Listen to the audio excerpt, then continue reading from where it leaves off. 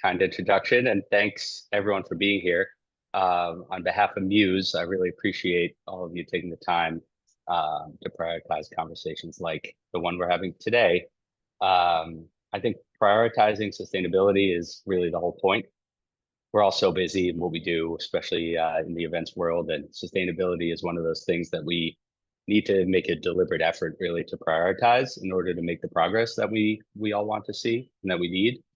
Um, so I'm super excited about this new office hours meeting format that Michelle has kicked off.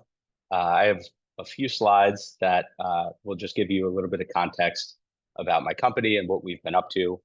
Some of you know us, many of you I'm sure are not familiar with us. So that'll bring us all up to speed a little bit about who we are and what we do. But I'm hoping this will mostly become an interactive, open conversation with everyone who wants to jump in. So I'll try to keep my presentation at the beginning as short as possible. But first, I want to tell you a little bit, like I said, about my company, our experiences, our challenges, and hopefully some practical solutions that can be put into action. So a brief intro about Thomas Preti Events to Savor. We're an off-premise catering company based in New York City. We were founded by my father, Thomas Preti, who's on this call, in 1987. We are a full service catering company. So in addition to the food service, we handle everything from the bar, the staffing of the event, planning, design, production, etc. Our work consists of corporate events, things like seated dinners and conferences, social events, including like weddings, bar mitzvahs, and nonprofit events as well, galas, fundraisers, things like that. We work primarily off-premise, which means we have relationships with a whole number of venues throughout the New York tri-state area. And we have a commissary kitchen located in Long Island City, Queens. That's where we have our office. That's where we have our kitchen. That's where we have our warehouse. And that's where we prep our food and we pack it up and we bring it on site to events for the events. So I wanted to start off just to give a quick bird's eye view of some of the big ways a caterer impacts the environmental footprint of our events. So obviously emissions, first and foremost, not just emissions from the trucking and transportation, food miles, things like that, but also emissions from agriculture and the production of food itself, which according to the UN is responsible for as much as 1/3 of global greenhouse gas emissions, believe it or not. Plastics are also a major environmental concern. They're often not properly recycled, more often than you might think, and they're a primary contributor to the pollution of our oceans. Single-use products, continuing on that, are extremely resource intensive to manufacture, to ship. The vast majority of them are not biodegradable. In fact, even the products that claim to be compostable are rarely actually composted. That's because across our country, there are very few places that actually have the infrastructure to be able to compost these products. So they end up in the trash and landfill with just all the other garbage. Food waste, I think might be the most visible issue at many of our events. Not only are there the ethical concerns around throwing away fresh edible food, but actually when food ends up in landfills, organic waste often produces methane, which is a greenhouse gas that's about somewhere around 50 times as harmful to the environment as carbon. Similar with event decor, often it's fabricated just for one single use and then thrown away at the end of the event. And finally, there's trash, which gets bagged up and sent off to landfills after our events. It's out of sight, out of mind. But in fact, once we go home and we move on to the next event, the environmental impact of our trash can last decades, if not centuries. So these are a few important things just to give some context of how caterers impact the footprint of your events. So a little bit of history about our company's sustainability journey to this point. Prior to COVID, we've been having a number of conversations internally around sustainability, but I felt like they lacked a certain consistency and structure to them in order to really move the needle. So we decided to officially launch the Green Team in 2021. A few members of the Green Team are on this call today, and at any point they might jump in or help answer any questions more specific to what they do for our company. To the point of everyone's role, we thought embedding our Green Team across everything we do in our company would require members from each team within our company. So that includes our sales team, production, culinary, warehouse, communications team, etc.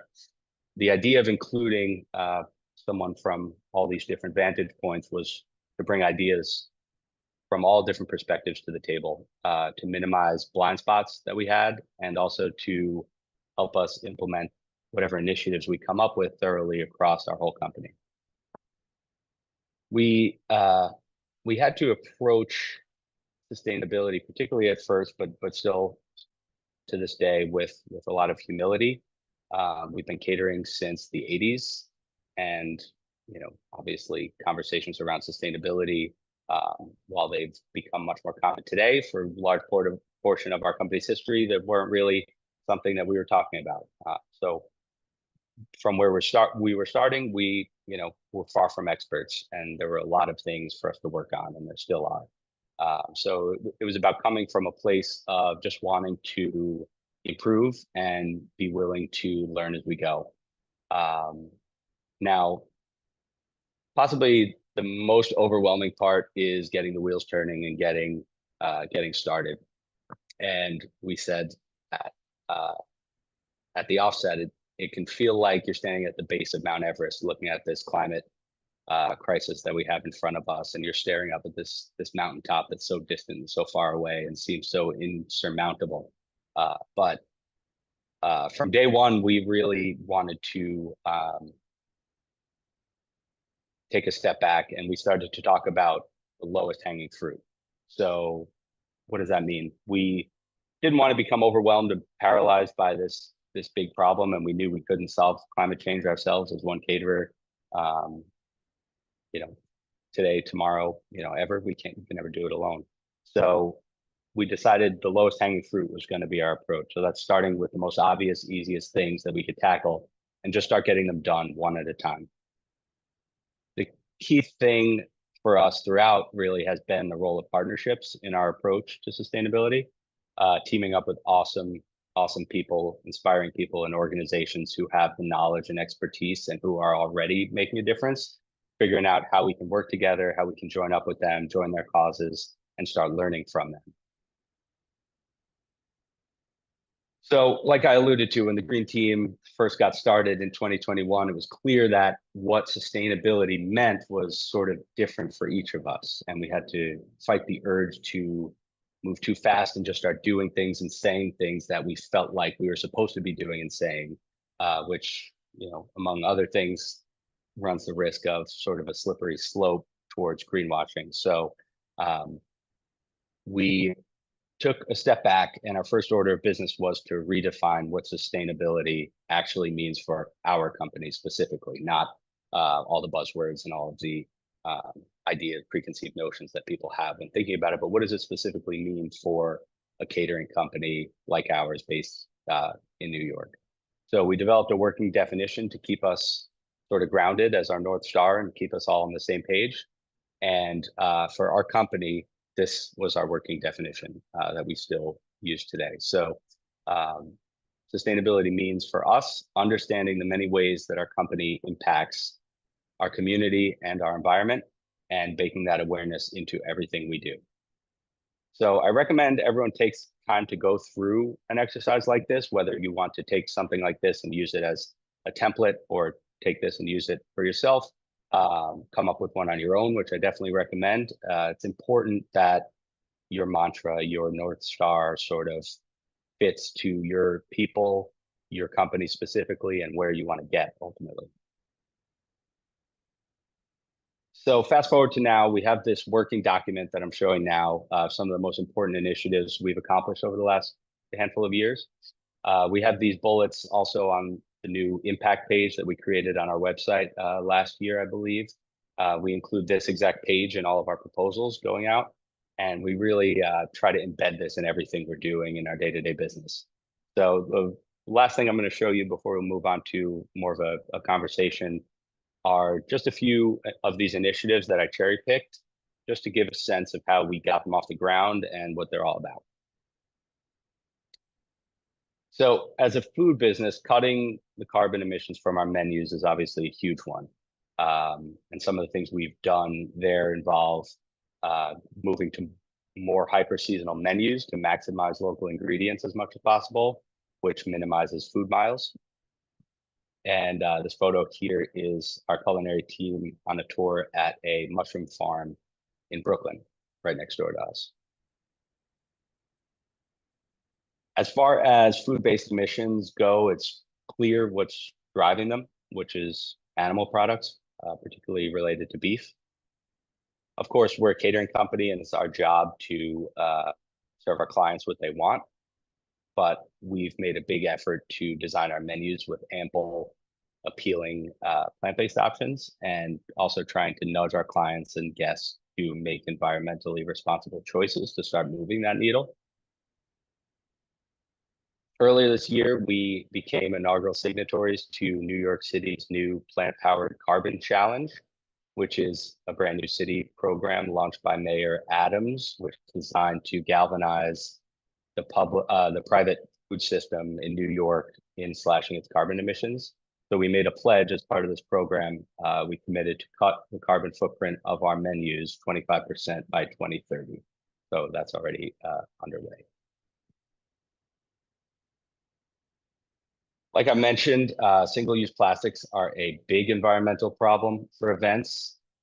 We started by going through all of our event inventory, and we found substitutes for the single-use products that we offered. For example, we switched to aluminum cans for things like soda and water at our events on our bars to eliminate plastic bottles. Most of our events use rentals, China glassware, but for the events where we had used disposables in the past, we sourced reusable plates, bowls, flatware to replace the single-use items. And we also partnered with a fellow Muse member, Cup Zero. Many of you might be familiar with them, to start offering reusable cups to our clients as an alternative now that we're no longer offering single-use plastic cups. In the low-hanging fruit spirit that I talked about earlier, the places where we couldn't find a suitable reusable alternative, like packaged snacks like we see here, we transitioned away from plastic bags to new bags that are made from leaves and stems, organic materials, and they're lined with 100% biodegradable film. So it's a step in the right direction away from that single-use plastic, but obviously it's not something, at least at this point, where we have a solution that's reusable. And last, food safety obviously requires us as caterers to still use some plastics in certain elements of what we do, food preparation, transportation. So in addition to cutting as much plastic as we could from our inventory and from our offerings, we went ahead and became a certified plastic neutral catering facility. So we did this over the course of a number of months. We spent several months measuring, weighing our plastic usage to sort of calculate our plastic footprint. And now that we have that number, we are offsetting any remaining plastic that we're using by sponsoring the cleanup of plastic pollution before it reaches the ocean. And last year alone, we saved over 6,000 pounds of plastic from entering into the ocean. Last thing I want to highlight are some of the exciting steps we've taken to cut back on waste from events. I mentioned food leftovers, food waste a little bit earlier. We have a composting system in our commissary kitchen for food scraps. Most of the leftovers from our events we actually use to feed our staff, which for larger events can be upwards of 100 additional people. When we do have excess food on hand, we have a few local organizations that we work with to redistribute those leftovers to people experiencing food insecurity. Also, we partnered with the Billion Oyster Project, this incredible organization based in New York, and we've saved over 1,000 pounds of shells from our raw bars and other shellfish items. What Billion Oyster Project does is they collect our shells, they recirculate them back into New York Harbor to help revitalize the oyster population. Oysters are capable of filtering an incredible amount of water per day. I think it's 50 gallons per oyster per day. So the whole idea behind their project is if they can get 1 billion oysters into New York Harbor, it could completely filter all the water that flows through New York. This is a new one. This is exciting, and I thought it was fascinating solution. So on our bars, we've largely transitioned away from corks, from cork bottles in our wine, but inevitably there are events that do require wines that have corks. So the Ready Center is this really cool organization we partnered with in Brooklyn that collects any corks we use. We save them from our events, we bring them back to our shop, and they create these floating gardens that help reestablish the marine ecosystems around New York City that have been lost over the years for birds, wildlife, and things like that. Lastly, is the creative reuse of event decor. Materials for the Arts is a local nonprofit based just a few blocks away from us in Queens that accepts any unwanted event decor, and they repurpose it, make it available to local arts programs, schools, community programs to make a more circular, sustainable ecosystem. So that way, these pieces of event decor that are fabricated just for one night, one event, don't just end up in landfill the day after the event. So the overarching thing, the reason I wanted to talk about these miscellaneous initiatives of ours, I really wanted to underscore that we haven't done this on our own. We've found so many incredible organizations, and we continue to, the deeper we get into this, to partner with and to support their efforts and the causes they already have underway. And the amount we've learned just by doing over that time has really been incredible. So I hope that gives you a better understanding of our company and our sustainability journey to this point. And I just want to thank you all for being a part of it.